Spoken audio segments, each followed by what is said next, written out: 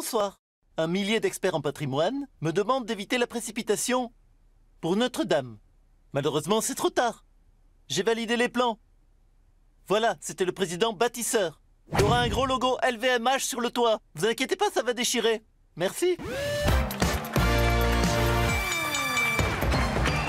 Bonsoir à tous. Avec la percée de Vox en Espagne, le populisme se porte bien en Europe. Oui. Bonsoir Jean-Marie Le Pen. Oui, bonsoir, Mme Sublette. Et quel bonheur de voir ma vision humaniste triompher partout en Europe, n'est-ce pas? Je précise que le populisme est déjà au pouvoir en Italie, en Autriche, en Hongrie, n'est-ce pas? Il n'y a qu'en France, je le constate. Et je le regrette que ça traîne, certainement à cause de ma nularde de fille, n'est-ce pas? Ah oui, toujours l'esprit de famille. Un mot d'une info quand même qui a dû vous réjouir, Oui. c'est la victoire de Rennes contre le PSG, parce que vous êtes breton. Oui, tout à fait, je suis content. Et c'est vrai que c'est une joie immense de voir cette équipe parisienne, cette équipe africano, arabo, qataro, brésilienne se faire renverser par de vrais et de authentiques bretons. Oui. Signalons quand même la très belle saison de Athènes Ben Arfa et le très beau match d'Amari Traoré. Vous dites quel nom, monsieur Ben Arfa? Oui, Amari Traoré. Oui. Ils sont bretons, c'est des personnages? Non, pas du tout. Et d'ailleurs, tenez, le gardien de Rennes, il est tchèque. Mais c'est peut-être les différences, justement, qui font la richesse de ces équipes. Hein. Saleté d'équipe de migrants! Emmanuel Macron était aujourd'hui à Berlin et on est en duplex avec lui. Bonsoir, monsieur le Président. Oui, pardon, excusez-moi. Oui, une petite seconde. Oui, ça s'est bien passé ta journée. T'as réussi à manger tout seul, mais c'est bien ça. Écoute, tu vois, tu y arrives. Écoute, tu ne me couches pas trop tard, d'accord? Tu regardes un peu la télé, prêt au dodo. Promis, non mais je t'appelle demain. Allez, bisous, bisous. Excusez-moi, à qui vous parliez comme ça, monsieur le Président? Édouard Philippe. Ah, Oui, c'est la première fois que je le laisse tout seul, mais il est grand maintenant. Oui. Je lui laisse la France donc du coup pendant 24 heures pour lui tout seul. oui, ça s'arrange donc. Allez, les 2/3 des Français n'ont pas été convaincus par votre conférence de presse, Emmanuel Macron. Ah, j'ai déçu les 2/3 des Français.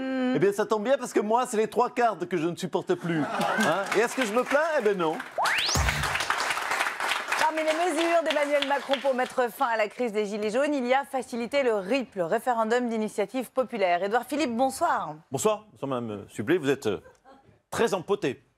En beauté, pardon. Vous êtes en beauté, autant pour moi. Et qu'est-ce qui vous prend, vous?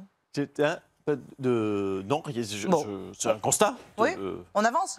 Oui. Ouais. Alors, Emmanuel Macron a écarté le RIC, voulu par les Gilets jaunes, mais a favorisé le RIP. Mais pardon, mais on ne comprend pas bien la différence. Alors, c'est très simple. Il y a deux choses. Il y a le RIC Oui. et le RIP. Le RIC, c'est le référendum d'initiative citoyenne, et le RIP, le référendum d'initiative populaire. Et ça n'a strictement rien à voir.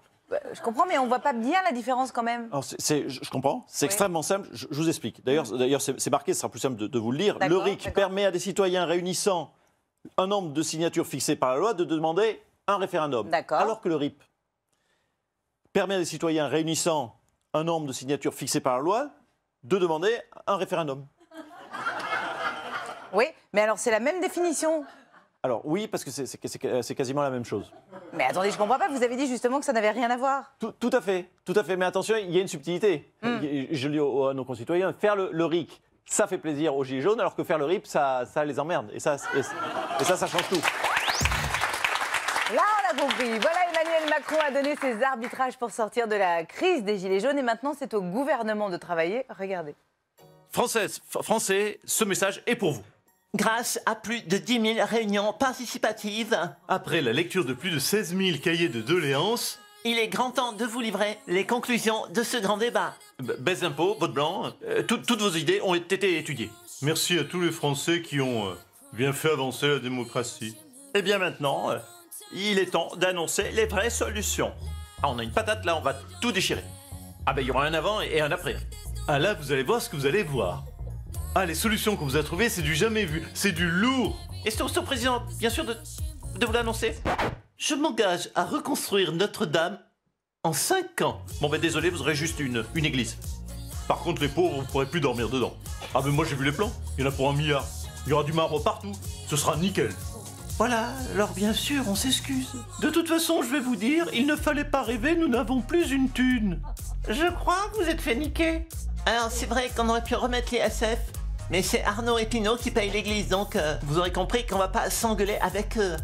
Je suis ministre des Armées depuis 1 an et 10 mois. Et vous savez quoi? Eh bien, personne ne me connaît. Oh, mais vous savez, même moi, je ne sais pas qui je suis. Soyons clairs. Pour info, je ne suis pas le bossu de Notre-Dame. C'est juste que j'ai pas de cou. Je suis Gérard Collomb avec une perruque. Non, bien sûr, le président a annoncé d'autres choses, mais comme je me suis endormi, du coup, je ne peux pas vous dire ce qu'il a dit.